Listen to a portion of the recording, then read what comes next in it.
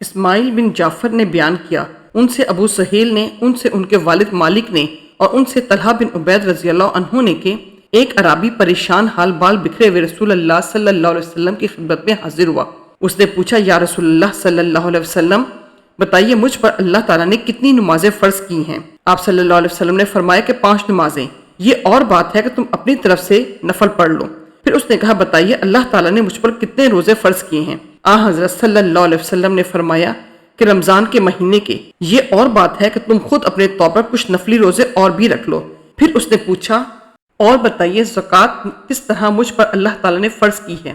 آپ صلی اللہ علیہ وسلم نے اسے شرع اسلام کی باتیں بتا دی۔ جب اس عرابی نے کہا، اس ذات کی قسم جس نے آپ صلی اللہ علیہ وسلم کو عزت دی، نہ اس میں اس سے جو اللہ تعالیٰ نے مجھ پر فرض کر دیا ہے کچھ بڑھاؤں گا اور نہ گھٹاؤں گا۔ اس پر رسول اللہ صلی اللہ علیہ وسلم نے فرمایا، اگر اس نے سچ کہا ہے تو یہ مراد کو پہنچا، یا آپ صلی اللہ علیہ وسلم نے یہ فرمایا کہ اگر سچ کہا ہے تو جنت میں جائے گا۔ صحیح بخاری حدیث نمبر 1891۔ اراق بن مالک نے بیان کیا، انہیں عروہ نے خبر دی کہ ام المومنین عائشہ رضی اللہ عنہا نے فرمایا، قریش زمانہ جاہلیت میں عاشورہ کا روزہ رکھتے تھے، رسول اللہ صلی اللہ علیہ وسلم نے بھی اس دن کا روزہ کا حکم دیا، یہاں تک کہ رمضان کے روزے فرض ہو گئے۔ رسول اللہ صلی اللہ علیہ وسلم نے فرمایا کہ جس کا جی چاہے یوم عاشورہ کا روزہ رکھے اور جس کا جی چاہے نہ رکھے۔ صحیح بخاری حدیث نمبر 1893۔ ابو ہریرہ رضی اللہ عنہ نے بیان کیا کہ رسول اللہ صلی اللہ علیہ وسلم نے فرمایا، روزہ دوزخ سے بچنے کے لیے ایک ڈھال ہے، اس لیے روزہ دار نہ فحش باتیں کرے اور نہ جہالت کی باتیں، اور اگر کوئی شخص اس سے لڑے یا اسے گالی دے تو اس کا جواب صرف یہ ہونا چاہیے کہ میں روزہ دار ہوں۔ یہ الفاظ 2 مرتبہ کہہ دے، اس ذات کی قسم جس کے ہاتھ میں میری جان ہے، روزہ دار کے منہ کی بو اللہ کے نزدیک کستوری کی خوشبو سے بھی زیادہ پسندیدہ اور پاکیزہ ہے۔ اللہ تعالیٰ فرماتا ہے، بندہ اپنا کھانا پینا اور اپنی شہوت میرے لیے چھوڑتا ہے، روزہ میرے لیے ہے اور میں ہی اس کا بدلہ دوں گا، اور دوسری نیکیوں کا ثواب بھی اصل نیکی کے 10 گنا ہوتا ہے۔ صحیح بخاری حدیث نمبر 1894۔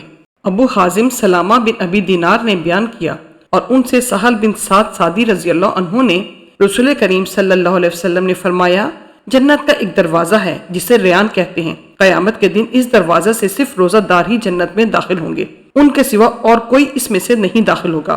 پکارا جائے گا کہ روزہ دار کہاں ہیں؟ وہ کھڑے ہو جائیں گے، ان کے سوا اس سے اور کوئی نہیں اندر جانے پائے گا، اور جب یہ لوگ اندر چلے جائیں گے تو یہ دروازہ بند کر دیا جائے گا، پھر اس سے کوئی اندر نہ جا سکے گا۔ صحیح بخاری حدیث نمبر 1896۔ امام مالک نے بیان کیا، ان سے ابن شہاب نے، ان سے حمید بن عبد الرحمن نے بیان کیا، اور ان سے ابو ہریرہ رضی اللہ عنہ نے بیان کیا کہ رسول اللہ صلی اللہ علیہ وسلم نے فرمایا، جو اللہ کے راستے میں 2 چیزیں خرچ کرے گا اسے فرشتے جنت کے دروازوں سے بلائیں گے کہ اے اللہ کے بندے، یہ دروازہ اچھا ہے۔ پھر جو شخص نمازی ہوگا اسے نماز کے دروازے سے بلایا جائے گا، جو مجاہد ہوگا اسے جہاد کے دروازے سے بلایا جائے گا، جو روزہ دار ہوگا اسے باب الریان سے بلایا جائے گا، اور جو زکوٰۃ ادا کرنے والا ہوگا اسے زکوٰۃ کے دروازے سے بلایا جائے گا۔ اس پر ابو بکر صدیق رضی اللہ عنہ نے پوچھا، میرے ماں باپ آپ صلی اللہ علیہ وسلم پر فدا ہوں یا رسول اللہ صلی اللہ علیہ وسلم، جو لوگ ان دروازوں میں سے کسی ایک دروازے سے بلائے جائیں گے مجھے ان سے بحث نہیں، آپ یہ فرمائیں کہ کیا کوئی ایسا بھی ہوگا جسے ان سب دروازوں سے بلایا جائے گا؟ آپ صلی اللہ علیہ وسلم نے فرمایا کہ ہاں، اور مجھے امید ہے کہ آپ بھی انہی میں سے ہوں گے۔ صحیح بخاری حدیث نمبر 1897۔ ابو ہریرہ رضی اللہ عنہ نے بیان کیا کہ رسول اللہ صلی اللہ علیہ وسلم نے فرمایا، جو کوئی شب قدر میں ایمان کے ساتھ اور حصول ثواب کی نیت سے عبادت میں کھڑا ہوا، اس کے تمام اگلے گناہ بخش دیے جائیں گے، اور جس نے رمضان کے روزے ایمان کے ساتھ اور ثواب کی نیت سے رکھے، اس کے اگلے تمام گناہ معاف کر دیے جائیں گے۔ صحیح بخاری حدیث نمبر 1901۔